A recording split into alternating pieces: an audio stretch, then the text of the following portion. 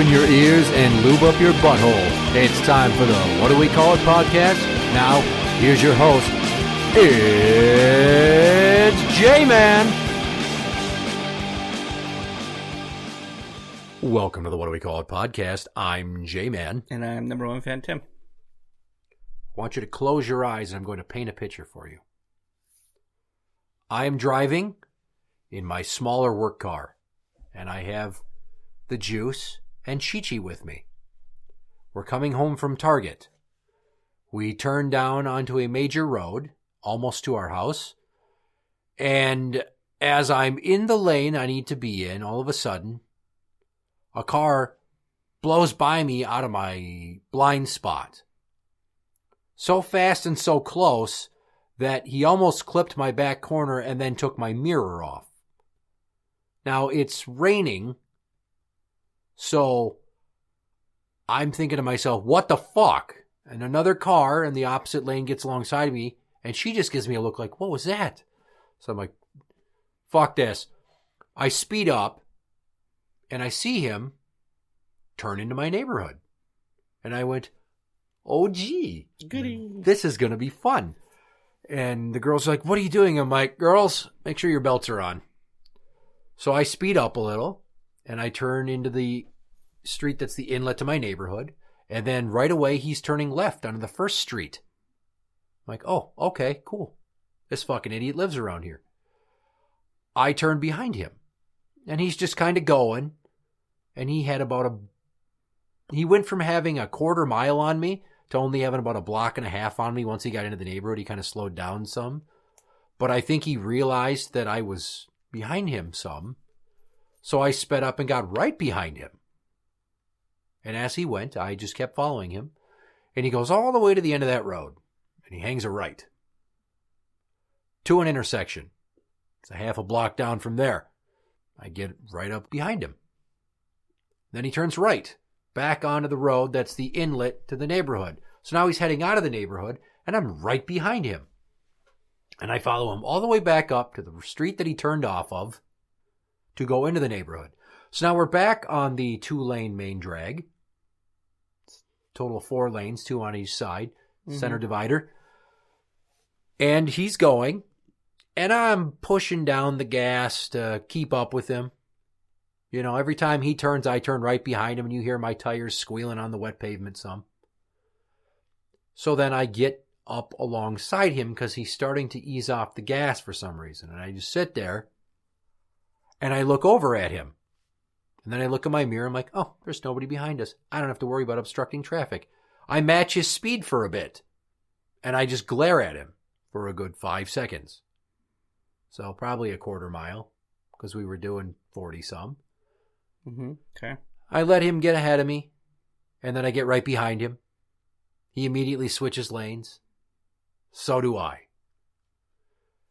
And Chi-Chi's like, Dad, what are you going to do? I'm like, don't worry about it. I'm going to give this motherfucker a piece of my mind if he does what I think he's about to do. I've got a brick. I wish I had a brick. Fuck. He pulls a U-turn and then into a parking lot, which I immediately followed. Thankfully, traffic allowed. And then he just stops in the parking lot, not in a spot, just alongside a median in the lot, and rolls his window down. I rolled my window down. He is a young kid with a dirty dirt stash and scraggly, longer, curly hair down to about the middle of the back of his neck there, and a backwards hat on. He looks like he probably hasn't washed his ass in a day or two. I'm willing to bet that he was under the influence of something, and I guarantee you that if his parents weren't pieces of shit themselves, they'd be disappointed in him in life. Maybe they are. Maybe they are. So he looks at me, and I just said, you driving a little unsafe today, you think? And he's like, yeah. And he's just like agreeing with me, which is pissing me off more because I feel like he's not taking me seriously. He's probably not, but he's probably under the, well, if I don't get confrontational, this will be over quickly and nobody's got to call the cops. I don't know. Because my next words to him were not so nice. Here we go again. I said, 1, it's raining. 2, you're speeding, and you passed me so fast and so close, you almost took off my mirror, you stupid cunt. Look in the back seat. He's like, yeah. I'm like, no, fucking turn your head and look. Those are my kids. All right? Anything happens to them, it would have been on you, wouldn't it? Yeah, so here's what I want you to do. Do me a favor. Yeah, what's that? Go home. Grab the toaster. Go to the bathroom. Fill up the tub. Plug in the toaster. Jump in the fucking water with it. Your mother should have swallowed you. And then I drove away. So now I'm driving away and thinking, well, I'm glad that I didn't box him in and then get out of the car and make it something worth police attention. Because every part of me wanted to do him like a cartel video. I mean, this is where my rage has gotten these days. I could have, if there were no consequences, in front of my children, cut off his arms, just driven away like there was nothing wrong.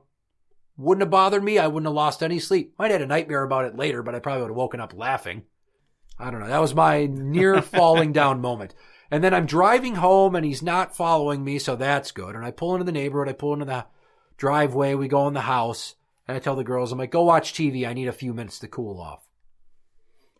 It took me 20 fucking minutes for my adrenaline to come down. And finally I said, I'm not okay. I'm like, I'm going down to the basement. You're going to hear me kicking the shit out of my heavy bag. Don't panic. So then I spent 20 minutes punching, elbowing, and roundhouse kicking my heavy bag like it owed me money.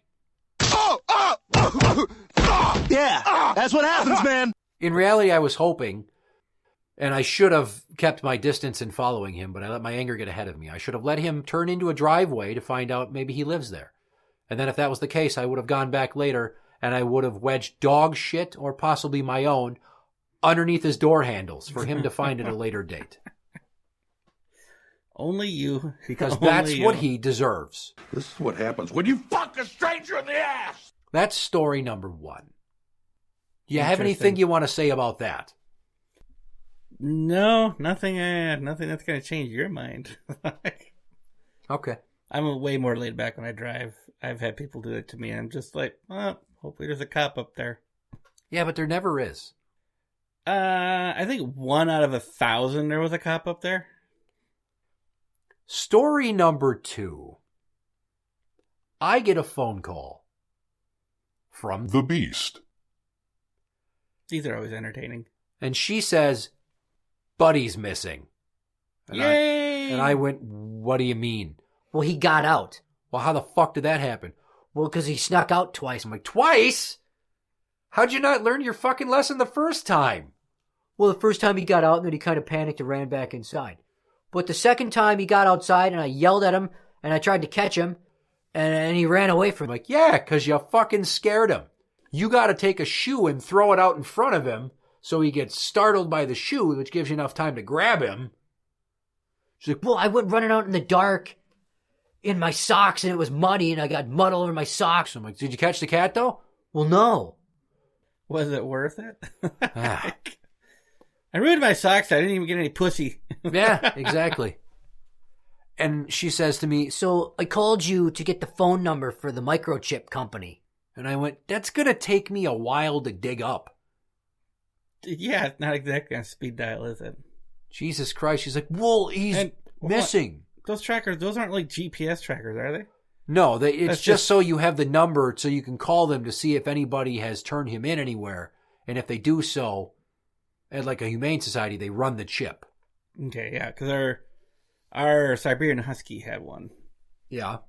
Because he was a purebred, so we figured whoever had it before us probably had that installed.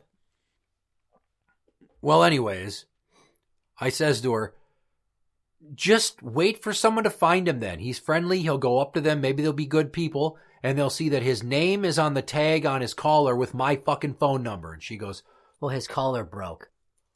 what? When? I don't know, like months ago. I'm like, so you have an indoor cat with outdoor inclinations, but years of being locked indoors, out there with no fucking collar, and you're calling me for a phone number and you think that's going to be the fix-all to this situation? You're a dunce.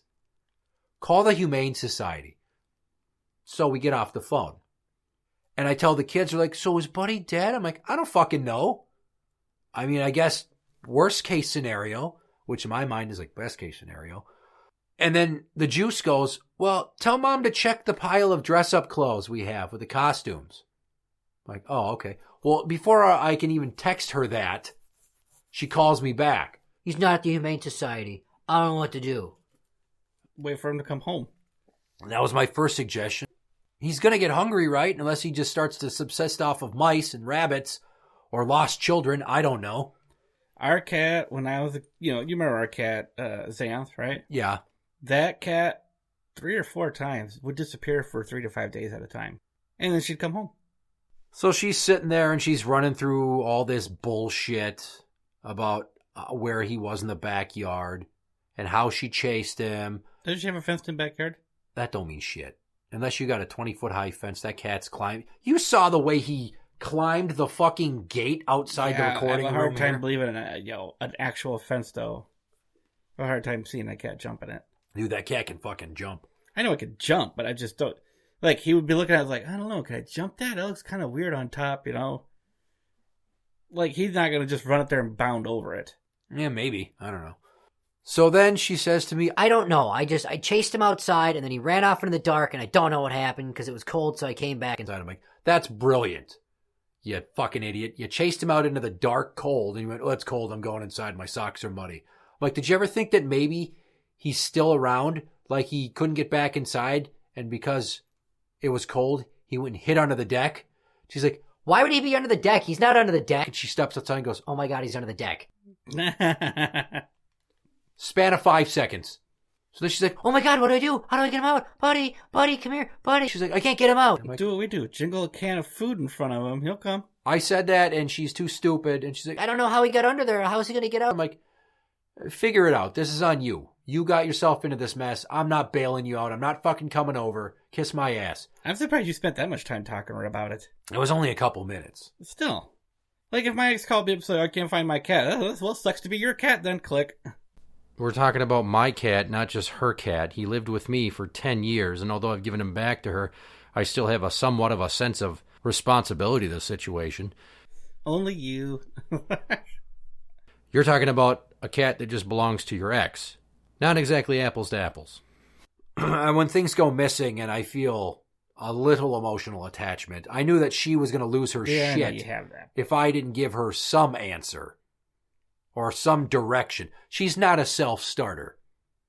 She needs you to think? hand walk her through a lot of things. Like, look underneath your deck. Why would I look underneath there? Because that's where the fucking Like I was cat's going to telling my hide. Dum-dum. 9-year-old to look for the hands-free, the cordless phone. Like, find it. Go find the cordless phone.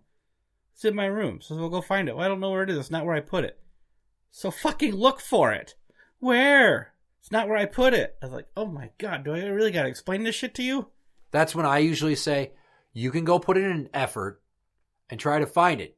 Because if I find it somewhere where you should have seen it and you didn't try, you know that I'm going to punish you and take shit away. So you can try, or I can do it for you, but you're not going to like the result when I instantly find it, rub your fucking nose in it, and then ground your ass. Yeah, I don't know how Now many go. times kids can't find something. I turn my head. It's like, I found it. I wasn't even looking. Right. Like, it's just plain as day. Did you try looking And with your even- eyes? Even Mrs. Number One fan sometimes. I can't find this. It's like, Really? I just found it. She'll ask me, where are my car keys? It's like, not my turn to watch them. I would have said, look in your ass. I don't have your car Oh, keys. that's I don't not touch funny. your car keys. That's why I say, if you put something back in the same place every time when you're done using it, it'll be there waiting for you almost every time the next time you need it. I have 4 places I'll put my keys. Well, 5 if I count leaving them in my vehicle. So the story with Buddy's not done there. Because she had to get him out from under the deck. So she tells her drunk boyfriend. Go get my pussy. So the cat's already scared of him. That's why he spends almost all his time in the basement now. I don't know why he's scared of him. He's scared of him. Plus this guy's allergic to cats. So he grabs a shovel and starts trying to dig under the deck to scare the cat out. Which then drives him further under the deck. So then this genius busts a fucking board out. Yes. And then there's not even enough of a gap to reach where the cat is because he's scared because you're busting through the deck like you're fucking Jack Nicholson in The Shining. Jesus Christ. Trying to find the cat. Long story short. That is a match made in heaven. The cat comes out on his own. And he's back in the house. And I said, your bitch ass needs to find where his tag went. And make sure you rewrite my number neatly in Sharpie. Why your number? Because you're not going to turn my number into her number now. I've written it over there like 7 times over the span of... Get a new fucking... You know, that's what you can get her for her birthday. Get a fucking cat tag with her phone number on it. Why would I get her a present for her birthday? I don't even make cards from the kids for Mother's Day. I'm just saying, it shouldn't be your fucking phone number on it. It's not your cat. Well, she's not the responsible one, and it's Who cares? It's not your cat anymore. To me Call and with change my it. phone number. Find the number and change it. It costs money. What? How much? $15. Oh my God! Do you want me to give you the $15? Remember a few months ago when you were telling me how you have no money because of not getting child support and times are tough? I was getting well. It was sparse, but I still have $15 for stuff. Okay, that's $15 I don't need to spend if I just rewrite my number on a tag that they're going to call me and I'll say he lives at my ex's house 1.5 miles away from me. Clearly, we're not seeing eye to eye on this. You got rid of the cat. You sent it back to your ex. It's her cat. You hate her. You hate that cat. I don't hate the cat. You're doing everything you can. Buddy, shut the fuck up. Yeah, it's entertainment value. Like, to a point. Yeah. I didn't say, buddy, go upstairs, find the toaster, go into the bathroom, fill up the tub, plug in the toaster, jump in the water. You didn't, but I wanted to. Yeah. I hated that fucking cat. There's too many problems you can just throw money at, and I need my money for more important shit. So. Like I said, do you want me to give you the $15? No. That's petty cash. So I told her bitch ass to go buy a new collar and stop leaving her cats outside with no fucking collar. Because if she wants them to either be claimed, run over, or just readopted, continue to be lazy like that. Maybe that's what's best for Buddy. Maybe. I don't know. I don't know. What I really want is for her to keep him so that when it's time to put him down, she has to take him. She has to feel shitty. She gets to bring it back full circle to when she adopted him. I can already see her calling you and saying, you have to do it. No, she can't make me. I can see you doing it. No. That's not going to fucking happen. If you go watch Loverboy's kid. I don't go watch. She's brought him here.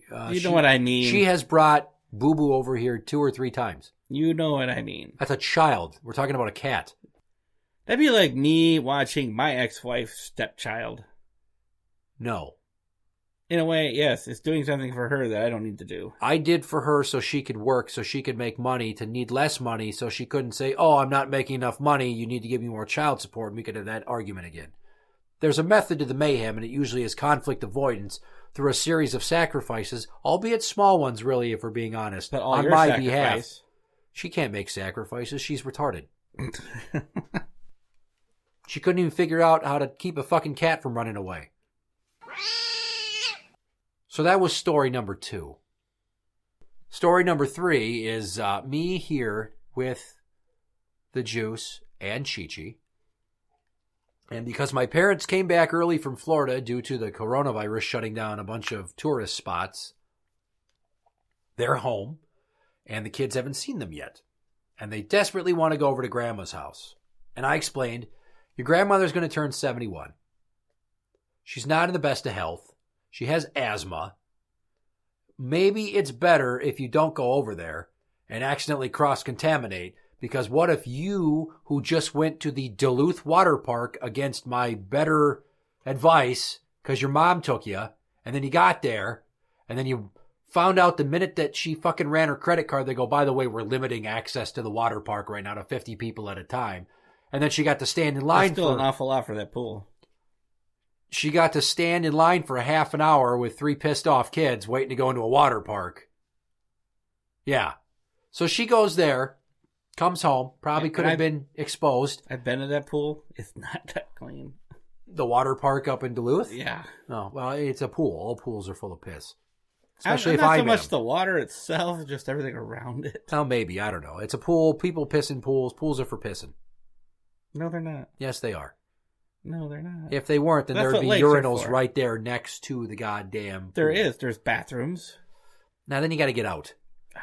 Oh, my God. I'm already here. I'm already wet. I'm already adjusted to the water temperature. Shower pisser. That's fine. There's nothing wrong with pissing in the shower. Yes, there is. Shitting in the shower, now that's questionable. Pissing in the shower, not so much. Whatever. So at this point, I've got one kid that is angry I won't take them to their grandmother's house to see my mom. And the other one that's accepting of it because I explained it and she caught on. The one that caught on as accepting is the 7-year-old. The one that has her period on the issue is the almost 10-year-old. Oh my gosh, she's almost 10 already? Yeah. Jesus. So then she continues to henpeck me and nag me like her mother would. Apparently it's a genetic trait. And finally I go, you know what? Fucking talk to grandma. Beep boop bop boop beep boop boop. Here, fucking talk. Here's the phone. Let grandma explain to you why we can't come over. And my mom picks up. I'm like, explain to the juice why it's not wise for us to come see you right now. So she explains it to the juice. Oh, I was waiting for you to be like, she said, yeah, sure, come on over. No. And I could laugh at you. No. She already had told me, we want to see the kids, but we'll respect your wishes because it's probably a good idea. I'm like, you're goddamn right it's a good idea, Linda. You're welcome. Fuck off. Hadouken! So during the course of the phone call, somehow the polarity shifted completely. Where now the almost 10-year-old goes, you're right, Dad, we shouldn't go see Grandma. I'd feel really bad if I got her sick and she died. I'm like, yeah, exactly. And now the 7-year-old's like, but I want to see Grandma. And the fucking tears start. I'm like, God fucking damn it. What the hell just happened? You were fine with not going. Now suddenly, what, you bumped your head and you come to a different fucking mindset? Why? I thought we were all going to be on the same page now. Fuck! Fucking annoyed the shit out of me. So now that I've told you all 3 stories, I would just like to give you one final piece of information. These stories all happened within 2 hours of each other on the same fucking day. Really? Yes. Wow, your days are way more exciting than mine. Holy shit. If I wasn't like, fuck Thursday. That's pretty good. Well, it was funny because once we got back home, right before bedtime, Chi-Chi's like, Dad, why did you tell that guy to bring his toaster in the bathroom? Isn't he going to die if he gets a toaster wet? I'm like, yeah, it's kind of the point. Ding, ding, ding, ding, and ding. the juice is like, you can't do that. You can't say that. She will someday. If she's got any of her mother's blood in her and it's got your sassiness, she's going to be saying that. Yeah, well, I mean, if I would have been on my A game, I would have told him to go home and deep throat a shotgun, but I opted for toaster bath. There's also battery acid enema. There's a number of ways that I have told people I want them to do harm to themselves for being stupid over the years. But toaster bath has been the most recurrent. It's the funniest. Granted, deep throating a shotgun does put a picture in the head that's funny. But No. Well, it's technically called shotgun sandwich. Why don't you go home? I want you to find 2 pieces of bread. I want you to find a shotgun. Load it, cock it, get it ready to go. I want you to wrap those pieces of bread around the barrels, and then I want you to take a big bite of it while your toe is in the trigger guard. And just as you get your teeth down on that steel, I want you to push. See, that's not as funny. It's the matter that someone would go to such an extravagant and elaborate explanation I know, to but say it to doesn't you, make it... please kill yourself for my satisfaction. You could say, why don't you go home, light some candles, get some lube, and grab a shotgun, load it, cock it, and make sweet, sweet love to it. And pull the trigger. How? Are they sticking their dick down the barrel, or is it They going can do up that their too. ass? That'll definitely take care of a person. Now, I feel like that one leaves more questions than answers. Interact with the show on Twitter at What Do We Call It. That is at What Do We Call It. You can find us on Facebook at facebook.com/group/What Do We Call It podcast show. For the What Do We Call It podcast, I'm JMan. And I'm number 1 fan Tim. And that's the end.